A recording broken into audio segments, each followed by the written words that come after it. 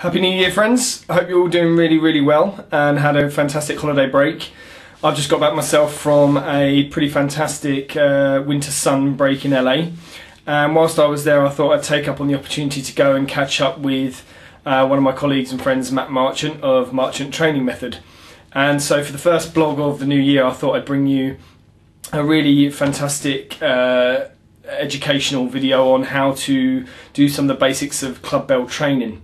It's a new training technique that's been brought to the forefront by a coach called Scott Sonnen.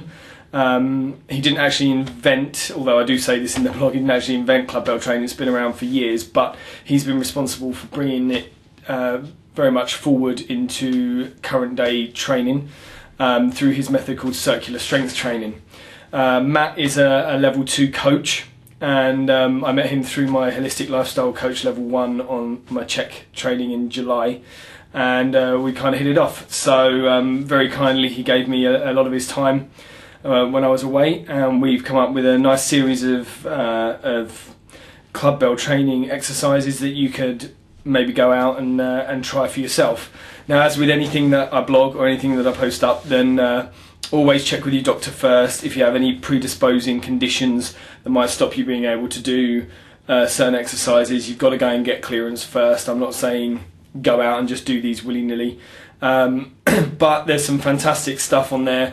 Matt's been very generous, and I think it comes across really clearly. My main issue with a lot of stuff that we see on YouTube is it's fantastic. You see people sometimes doing exercises with good form, sometimes with bad form, and what we've managed to do here is sort of break it down for you. So if you're a beginner, actually explains and educates you on how to do a lot of these exercises with great form.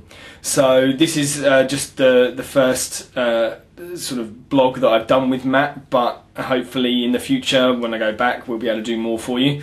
So enjoy. Just so you're aware, this is a Clubbell, and you basically swing it around. It's a lot more complex than that, and you'll see that in the blog.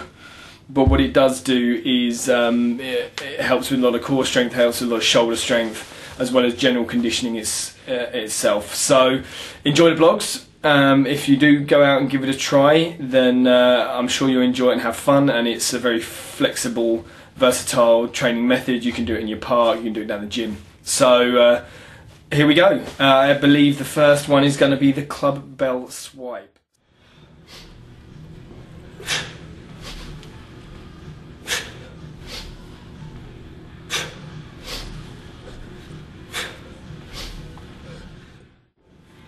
Right, hi, here today with Matt Marchant of Marchant Training Method, and what we're going to do is we're going to take you through some Clubbell exercises, how to warm up. We're going to go through some of the more fun exercises, some of the things that you may have seen online, or you may have seen via Scott Sonnen, inventor of Clubbell training. So this is Matt here today. He's a HLC level 2, so fellow Czechie, and also CST coach. So high-level Clubbell trainer. So listen to what this man's got to say, because he'll show you how to do it properly. And he's actually going to take me through some of the exercises, as I'm a bit of a beginner in this. I've only done a workshop with Scott Sonnen himself. So he's going to put me through my paces and make me do it right. So, all right, glad to be here. Good to see you, Matt. All right, we're going to go through the Clubbell Swipe. The Clubbell Swipe is a basic exercise to the circular strength training system. But before we go through any exercise, we're always going to warm up. So what we're going to do is we're going to take the Clubbell Swipe, which is a fairly technical movement. You'll see a lot of different components to it. We're going to break it down into 3 different exercises. So what we've done is we've taken these 3 exercises, and prior to doing those 3 exercises, we're going to start by doing 3 warm-ups. So let's get into our warm-up. First one is with the swipe, there's some leg movement. So we're going to do a standard front leg swing. So you're going to put weight onto one leg, keep a little bit of bend in the knee, and take your free leg and just start doing a front swing. Okay, now when we're doing our warm-up, we want to make sure that we're just working the one joint that we're trying to warm up. So what I don't want to do is get a lot of swing here. So sometimes it's easy to put your hands up to your chest so that there's no rocking back and forward. We're just getting a nice easy movement of the leg swing. If you want more, you can start swinging your leg up a little higher. Make sure you're breathing and staying nice and relaxed. Do that 10, 15, 20 repetitions, whatever you need. And then we'll go other side, swinging the foot back and forth, making sure that we're not doing any movement forward or back with the upper body. Perfect, so that gets the legs going. Next one we're going to do is we're going to do what's called a double hitchhiker. So you're going to take your thumbs, make the thumbs up, okay? Knuckles together just like this, and you're going to keep your elbows up. So thumbs are pointing back towards you. Now my elbows are going to stay fixed in place. So what's not going to happen, there's not going to be any movement with the elbows right here. And I'm going to take my thumbs, bring my thumbs back, I'll show you from the side, bring my thumbs back towards my chin, rotate my thumbs out, and back together to my starting position. There you go, and you're trying to really extend your arms, get a good stretch right here. And the main thing is rotating that thumb out, getting a good stretch. Good, we'll do one more. Good, now let's go the other direction. So really straighten your arms out. And so you keep those elbows locked in place. There you go. Perfect. Okay, so that gets everything warmed up right here. Last one we're going to do is called a side windmill. So what you're going to do, you take your shoulder and pack your shoulder down. Keep your shoulder down. You're going to want to raise your shoulder up to get more range of motion, but it's actually going to hinder the warm-up process. So you take your shoulder, raise it up, feel that? That's bad. Let's do the opposite. Let's pull it down. So pack that shoulder in. We're going to straighten our arm out, and then just do a side windmill. Big circle, and when you feel your arm wanting to raise up, keep it packed down. Okay, so now just the same thing with the leg swing, how we don't want any movement with the upper body. We don't want to be rotating like this for right now. We want to just focus just on the shoulder joint, keep the shoulder down, and big circles. Let's go other direction. Big circles, keep the elbow locked. Good, let's switch arms. So we're going to keep that shoulder packed. Big circles, breathing nice and easy. Good, another direction. Again, you do about 10 repetitions each side to get warmed up. Perfect. All right, let's get into our clubbell swinging. This is brand new for me, so you're not allowed to laugh. Okay, so Alistair, let me have you step to the side for a second. So I'm going to go through the full clubbell swipe just so you get an understanding of what the full exercise is, and then we're going to break it down into its three parts. Okay, so with the clubbell swipe, I'm starting right here in what's called the silverback position. I'm going to swing the weight.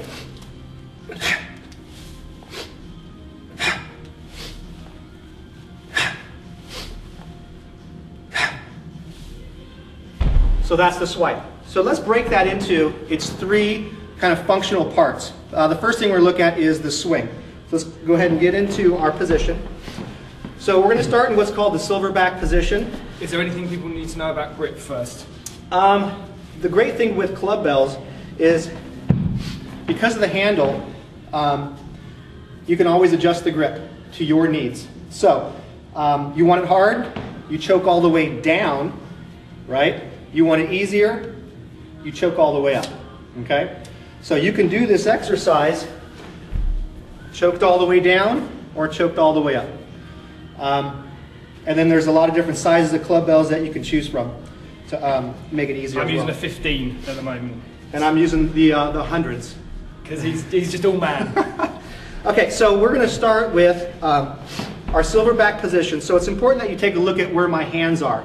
I have my hands rotated back like this, okay? So if anybody's ever done a clean with a kettlebell, it's going to be the same kind of movement. So if you take a look at my hands, I'm gripping just like this. The clubbells are a little bit wider than my feet. My feet are about hips width. Obviously, if my feet are too wide, I'm going to bang myself in the knees, and I'll learn real quick not to do that again. So from right here, I have a good position from the top of my head to the tailbone. I'm not getting a lot of bend here or a lot of bend here. Nice and straight with the spine. From here, you just drag your weight back and swing.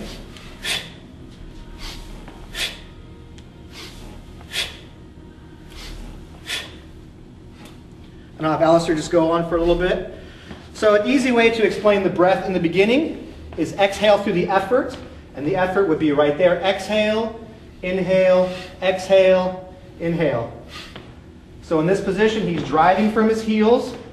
You can see he's got good alignment with his spine. His shoulders are packed. His elbows are locked. He's got a good grip. He's using his core. It's activated.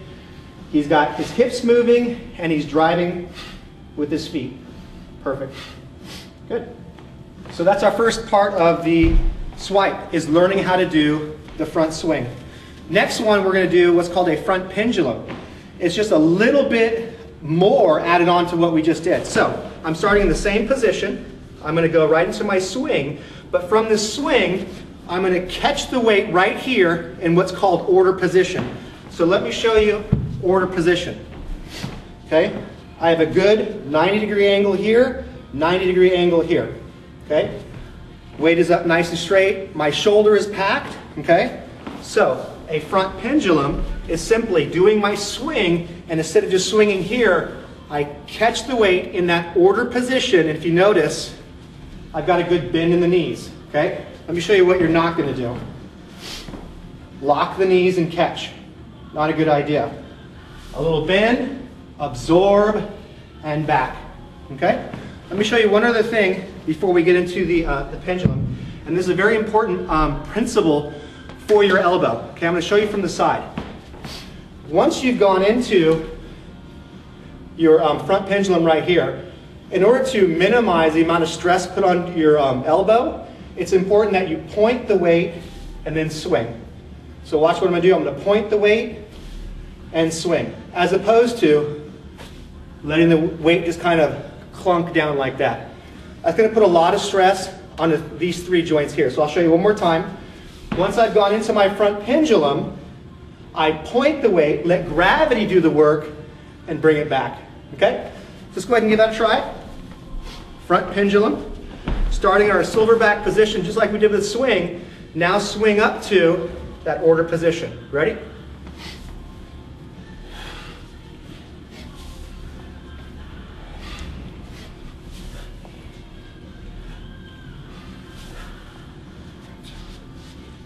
Not as easy as it looks. Definitely not as easy as it looks.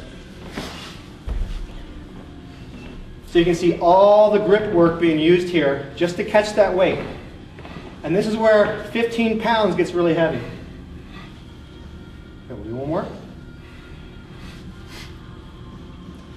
And I've got a weaker left arm as well.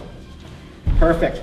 All right, so the third and final exercise going through the swipe is going to be an arm cast. So now we've gone through the swing, right? We've gone into our front pendulum. We've gotten the weight here. Now we're going to work on taking the weight overhead. So same thing, 90 degrees. We need to be real strict with that. My shoulder is packed. Also need to be very strict with that. Keep your shoulder down. From here, with the bent knee, I'm not locked. I'm not leaning back. I'm not doing this. I'm in a good position with my body. I'm going to go over the shoulder and back.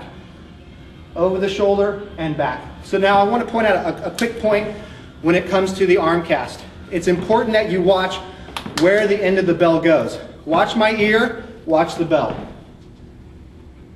This is good, that is bad. Anytime your hand comes up too high, two things are happening. You're most likely going to have to unpack the shoulder, which is going to really affect the shoulder joint. Also, when you're in tight, you're strong. When you're up here, you're not as strong. So with our shoulder cast, we're going to go both club bells at the same time. We're going to start in this order position. Good position with my spine, a little bend, soft bend in the knees.